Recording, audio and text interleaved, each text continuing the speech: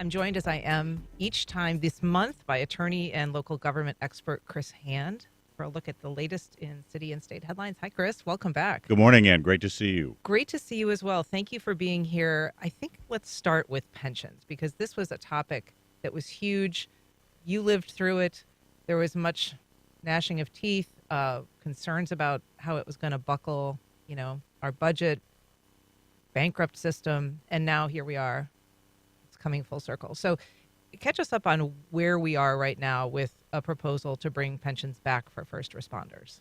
Sure. And just to give a little bit of a scope where we've been, this issue really, with all due respect to Paul McCartney, this has really been the long and winding road of an issue that's persisted now for about 15 years at the city of Jacksonville. City had to work on this significantly during the Great Recession. As you say, it was a big portion of the Brown administration in which I served. We actually ended that 4 years with an agreement that would have kept police and fire employees in the then city-defined benefit pension plan, but also tried to make those benefits, particularly for new employees, sustainable for taxpayers over time, lowered it to about 10% of pay. During the subsequent administration, a decision was made to shift new employees to a defined contribution plan, kind of like a 401k, a variation of that for new employees, and with about a 25% match from the city of Jacksonville, so kind of increasing those costs to the city.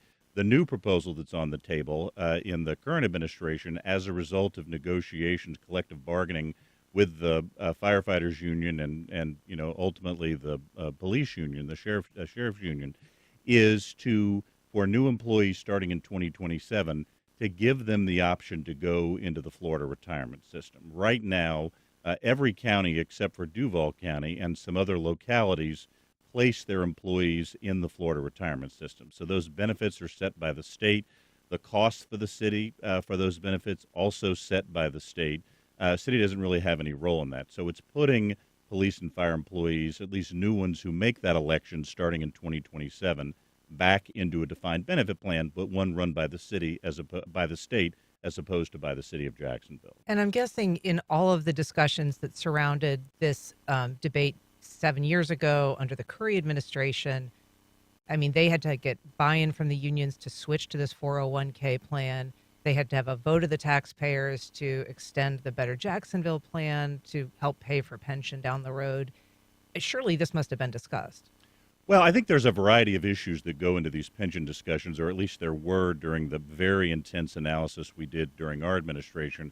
One is, what's the impact on recruitment and retention? One of the reasons we decided to stay within the defined benefit model is we were concerned that if you had a defined contribution model, that might encourage police officers, firefighters, first responders to go to other jurisdictions that And we had should be clear, a defined benefit is a traditional pension. A defined contribution is more like a 401k. Exactly right. Defined benefit meaning that you have some guaranteed kind of return at the end.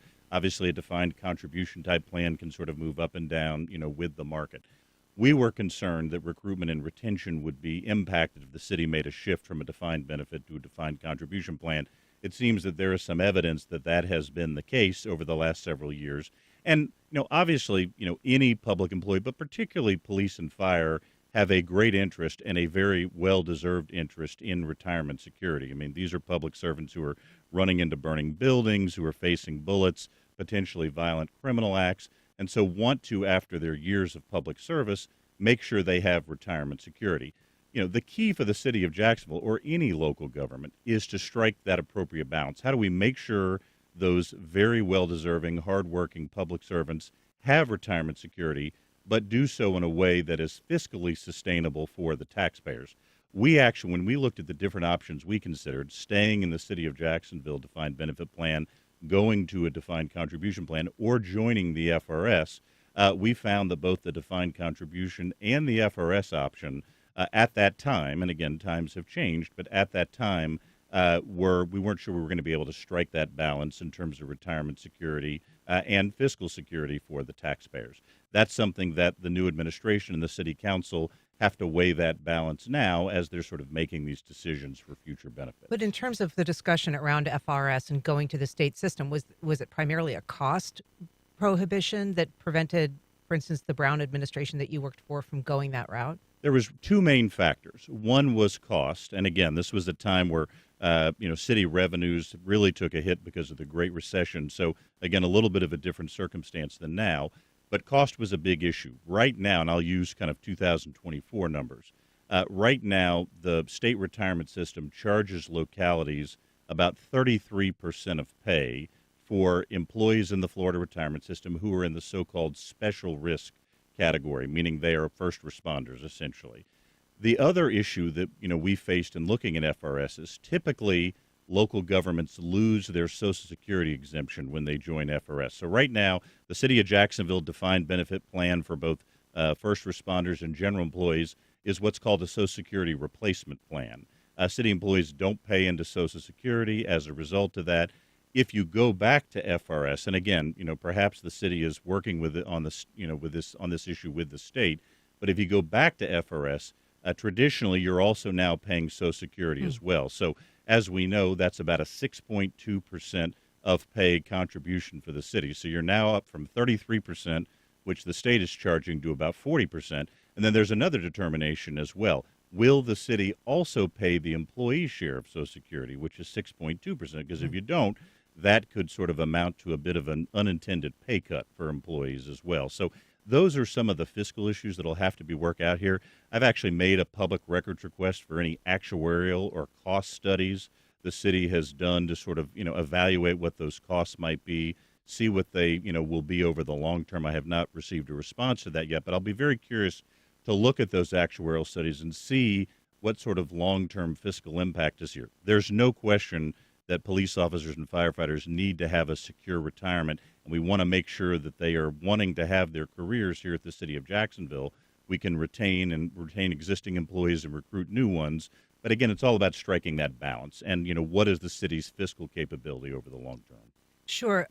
The discussion right now seems to be a lot around recruitment and retention and the hit that that took because the city moved away from a traditional pension plan. But initially, the conversation was about cost. This is a $3 billion pension plan. Theoretically, these changes were going to save some money. I think I hadn't realized until being reminded, at least recently, by our colleague Nate Monroe, that the city does a 25% match into the 401k for police and fire. So that's a pretty significant contribution. It's not an inexpensive plan. We still have $3 billion worth of pension debt. And now we would possibly be shifting to a system that your administration, when you worked for the Brown administration, found would be too expensive. So is there, I mean, I know you're asking for that actuarial review, but has any of these movements changed the financial picture? Anything saved money or put us in a better footing on our pension debt? Well, as you sort of alluded to, kind of the numbers tell the story a little bit. As you say, there's a nearly $3 billion unfunded liability or pension debt in the police and fire pension fund. Just to make sure everyone understands what that means, it means that our obligations to pay pensions are $3 billion more than the actual assets the fund has on hand to pay those right now. This is actually an increase over the last several years. Right now, in this coming fiscal year, the budget the mayor's about to propose in July, the city's going to contribute about $180 million over the next year to help kind of fund pensions for police and fire employees, and of course another contribution for general employees and corrections employees as well. So there are very significant numbers that we are dealing with now. And to be clear, that money is going into that payment because it's otherwise not funded sufficiently. Correct. That's right. Much of that payment the city makes each year, is to help pay down the unfunded liability. And also another portion is the actual cost of the pension benefits for first responders as well. That'll be something important to track going forward. Now, as we know, in the next several years, there is going to be a new revenue source coming in to help pay down the unfunded liability. When voters, as you said, several years ago, voted to kind of adopt these new plans and shift what was the Better Jacksonville Plan infrastructure task to paying for pensions in 2030, and that date is now definitive because that's obviously been impacted a little bit by some of these stadium discussions. But in 2030, that half-penny sales tax revenue each year will now go into helping to pay down the pension debt. So that will provide, I think, some relief to this situation. But again, it's all about that balance, figuring out what are the revenue sources we have to help pay down kind of this unfunded liability, what are the costs of pensions, and that's going to be a key factor in the city's decision to shift back to FRS. Understand certainly their thinking on that to kind of help deal with some of these recruitment and retention issues, make sure that first responders have secure retirements, which is very important. But I think also important for the council and taxpayers to understand what is that long-term fiscal impact and what sort of fiscal planning. If the city of Jacksonville has made that policy decision to go back to the defined benefit model with FRS, what sort of fiscal planning is happening to make sure that those costs can be covered in the future and we don't find ourselves back in the same pension situation that we've been in for a number of years. Yeah, and as you say, the stadium negotiations to some extent will push further down the road, beginning to address that debt through the Better Jacksonville Plan funding. Correct, by 4 years. It was originally supposed to, the Curry administration had sort of moved up the time period when those additional revenues would come in to help pay down pension debt. As a result of the way they're going to finance the stadium, that will now revert back to what had been the original plan, 2030, to have those revenues coming in. But again, I think important not to be able to keep sort of revisiting the pension issue time and time again. First of all, for employees' benefit, they need to know what their retirement benefits are so they can plan appropriately for that, but also for taxpayers so that going forward, the city of Jacksonville can have a fiscally sustainable pension system that meets that balance I talked about earlier. So Randy Reeves, he's the head of the Fraternal Order of Police. That's the local police union. He, this is not a done deal yet. It still has to be approved by the membership and by the council and all of that. But it appears to be a deal that's been struck by the Deegan administration. He was interviewed about this. He actually called it the best contract ever. Let's hear a little bit about what he had to say. It means a lot for us here locally. It gets us back on par with the other 66 out of 67 counties in Florida that have a pension, have a defined benefit. 7 years ago, a previous administration sold us that we would move away from the pension and that we would be the first of many agencies to move away from a pension. 7 years later, here we are, and we're still the only county in the state of Florida that does not have a defined benefit for their first responders. So he's sort of opaquely referencing a previous administration, that was the Curry administration, that moved firefighters and police away from that defined benefit plan. So why is Deegan able to sort of reap the benefit? I mean, you would think that that would be a little bit more difficult for her. She's not a Republican, and typically the police and fire union have supported Republican candidates. They did in this race. They supported her opponent. But she seems to be reaping the political benefits of this deal with police and fire. Well, I think there's a couple of factors here. Number one, I think there is a genuine concern both at the city of Jacksonville level, at the Jacksonville Sheriff's Office, at the Jacksonville Fire Rescue Department about these recruitment and retention issues. That was something that, again, we and even the Payton administration before us had identified as a potential challenge if you shift it over. So I think there's a legitimate concern about that. Very important that we be able to retain first responder employees at the city of Jacksonville and recruit new ones. And I think Mr. Reeves is correct. Jacksonville was at a competitive disadvantage with of the other 66 counties in the state and a variety of other kind of local governments because they were able to offer defined benefit, particularly through the FRS. In terms of Mayor Deegan, and again, I think she shares that genuine concern about recruitment and retention. That's a big deal for a mayor to make sure you can adequately staff your first responders. I think she's also been, kind of politically close to organized labor, maybe not particularly police or firefighters in terms of the last election, but I think someone who, over time has shown some support for organized labor. But I think there's a third factor here. One of the issues in terms of our kind of pension odyssey here in the city of Jacksonville is typically, and this is true not just for Jacksonville, but cities and counties around the country, when governments agree to new pension benefits or a new pension system, that there's a delayed effect to that. In other words, that the bill for that typically doesn't come due until future administration. So I think we've seen that, again, not just here in the city of Jacksonville, but in a variety of other places. Elected officials, can give pension benefits knowing that the fiscal impact of those may not happen until later years. There might not be an immediate fiscal impact. I'm not suggesting, that calculus has gone in for the Deegan administration, but I think it's why it's very important that we see these actuarial and cost studies. It's not only a best practice to run those before you make a pension shift. In some cases, it's a legal requirement. I think very important for the council, for taxpayers to understand what is this long-term fiscal impact? That doesn't mean you don't make the same decision, but it makes sure that you are aware of what the coming costs might be, so that you can plan for those in the long-term budgeting that you're doing at the city. Well, if you're just joining us, we are talking with local government expert and attorney Chris Hand. He joins us monthly to talk about the latest state and local headlines. If you want to join our conversation, you can reach us at 904-549-2937. You can also email firstcoastconnect@wjct.org, or you can reach out on social media. I want to move on, Chris, to a non-pension topic, although I'm sure we'll come back to that. But the presidential debate, the first presidential debate, is nigh, less than 2 weeks away, between former President Trump, current President Biden. What are you going to be looking for in that debate? It's a historic, unusual. It's going to have some interesting new rules. It is a historical oddity in that, in the now almost 70 years since televised presidential debates began, this is the first one that's going to be kind of this early.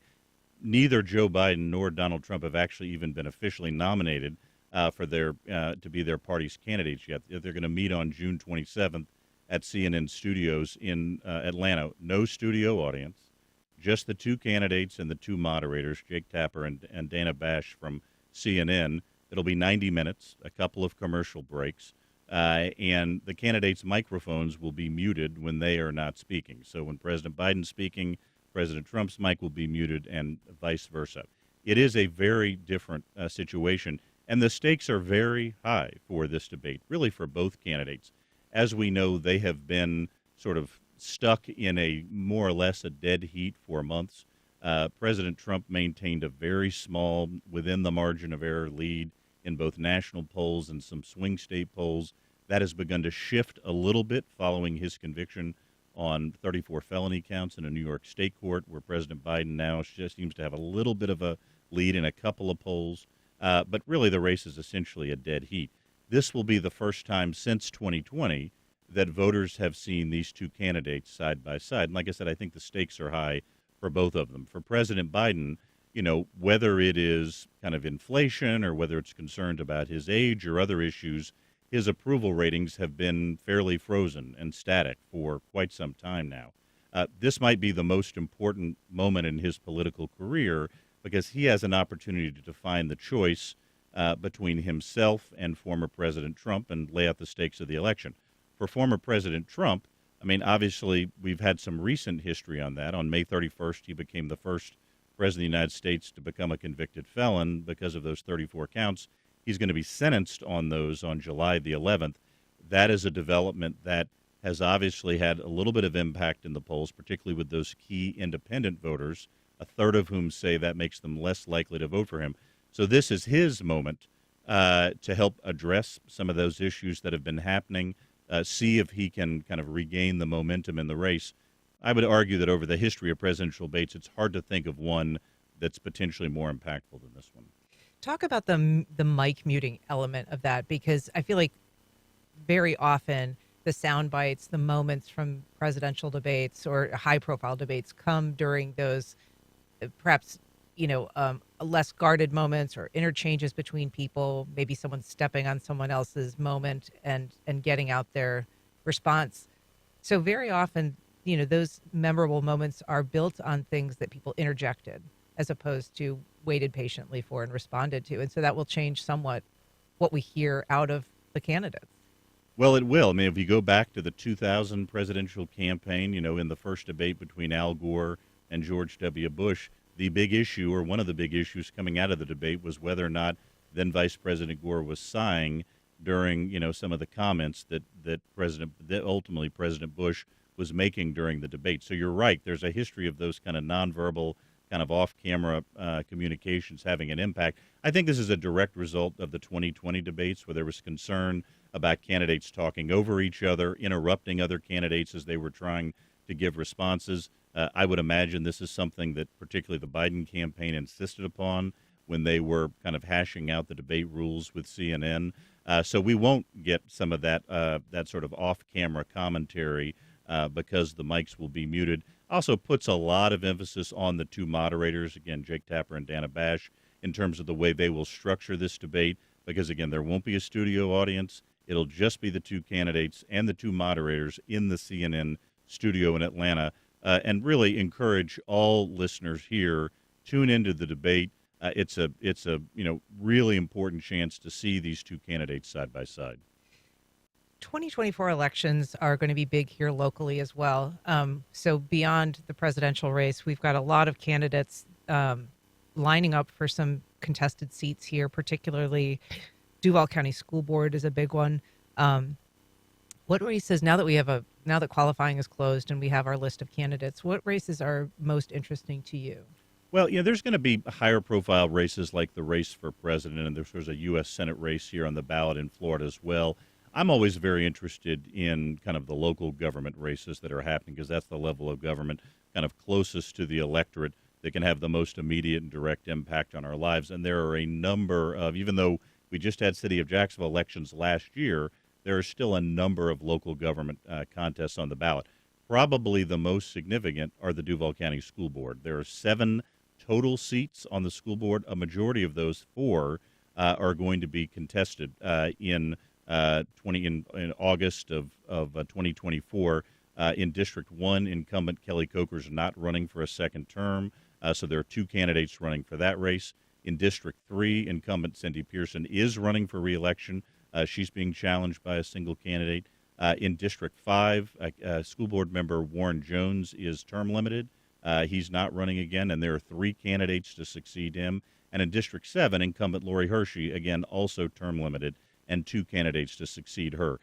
You've talked a lot on this program recently, Ann, about the huge stakes for the Duval County Public Schools right now. There's a new superintendent. They're dealing with unprecedented sort of perfect storm of fiscal issues and a variety of other issues, including student achievement. The stakes are really high for the future of the Duval County schools, and this election's going to go a long way toward determining what vision the school board adopts, what policies it adopts to deal with these challenges and seek opportunities for the Duval County schools going forward. Sure, and a number of school closures are going to be front and center for those candidates. That's right. I mean, these new members or returning members, depending on how the election goes to the school board, are going to immediately be thrust into issues like, what about that proposed school closure plan? How do we deal with that?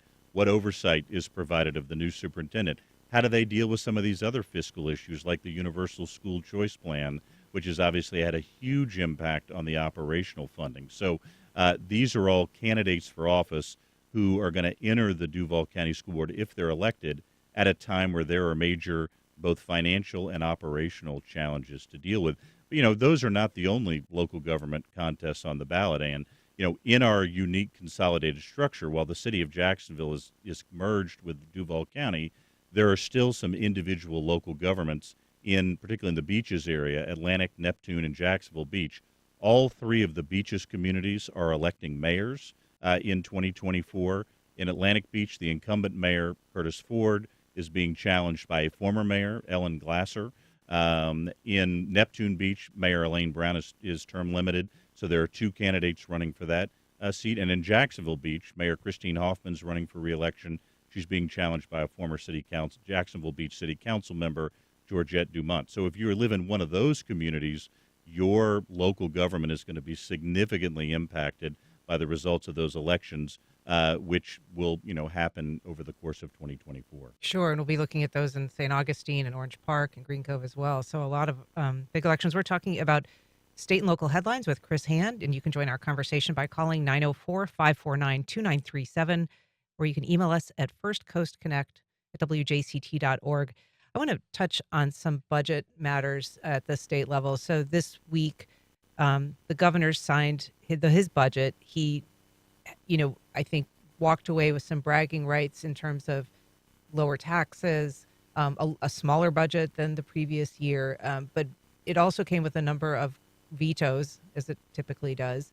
So that announcement happened late last week. I think there's a lot of agencies, particularly arts agencies, that are still reacting to the news that they're not going to get the money that they expected.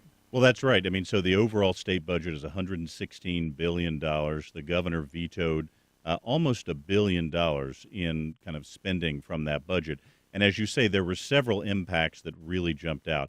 One was the governor vetoed all arts and cultural grants, which was about $35 million dollars in the budget. This is real money for a lot of these nonprofits that sort of rely on that state funding and has the potential to impact a variety of organizations in Northeast Florida. If you go look at sort of the grants list for the Florida Secretary of State, you'll see a lot of familiar names: the Jacksonville Symphony Orchestra, the Florida Theater, the Cultural Council of Greater Northeast Florida, the First Coast Cultural Center, Florida State College at Jacksonville Foundation, the Cathedral Arts Project. So there's a number of Northeast Florida organizations, Duval, St. John's Clay, other places, that are now, because these grants have been vetoed, are not going to receive that sort of money in the incoming fiscal year. So that's a matter of great concern for cultural organizations kind of around the state. And one of the news accounts of these cuts, they quoted the head of a cultural organization who said, we woke up the next morning and started figuring out things we could do to cut money out of our budget. So that was a matter of concern. There's also been sort of locally, while there were a number of higher education projects that were funded at the University of North Florida, the additional money for the proposed University of Florida graduate campus here in Jacksonville, Flagler. some money for Flagler College. There was also some higher education projects that were vetoed. Right now, the state of Florida is projected to have about a 10,000 shortage of nurses in 2030. That's been a concern. It's gotten better than in recent years, but still a concern going forward. The governor actually vetoed nursing programs at Jacksonville University and Florida State College at Jacksonville for a total of just under $6 million for those two programs combined. So there were some higher education institutions that got funding, others that received vetoes in this year's process. And I know that the arts veto, the arts funding, is something we're going to be talking about more on this program next week. But do we have a sense as to why the wholesale focus on arts in terms of the veto pen, when this administration has, in its own calculations, valued the tourism benefit and the economic impact of arts and culture programs? I don't believe they have directly and comprehensively addressed why those vetoes occurred. I think that would be helpful for the overall public dialogue to understand what the rationale was. But there were some other kind of vetoes made in this budget that I think left people surprised. One was the governor vetoed about $57 million for what are called legislative support services.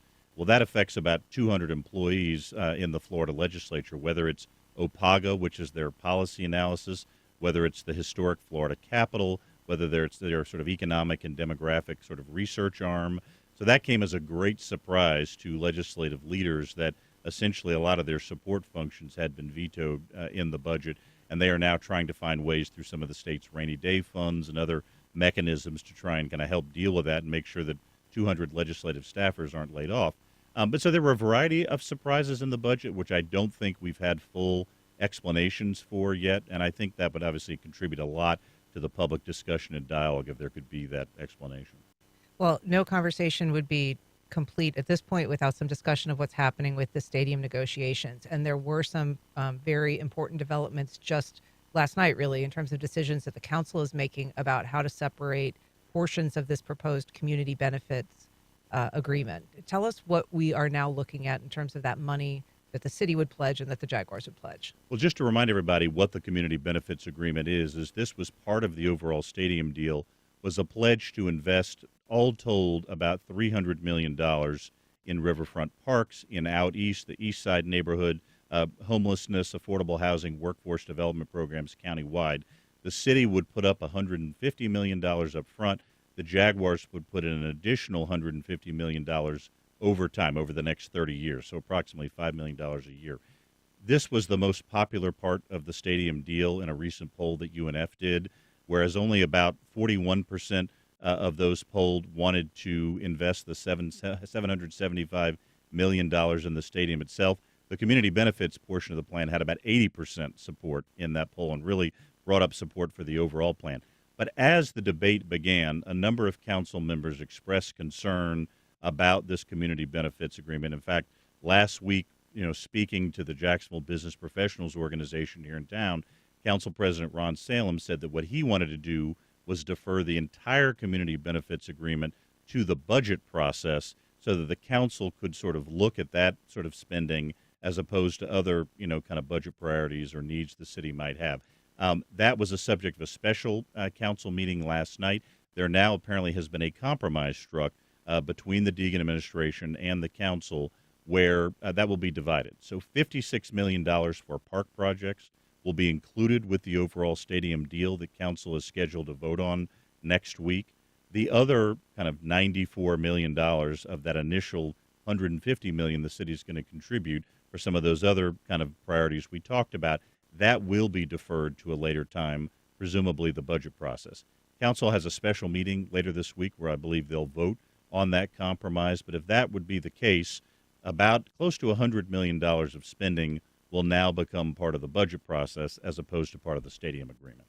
Carving out some of those elements, including money for homelessness, money for the Out East neighborhood, is that going to be problematic in terms of just the optics of this? There's been great support for, as you say, that element, in part because people view particularly the investments in Out East as a way to make up for some of the promises of consolidation that were not delivered upon in terms of infrastructure needs as such.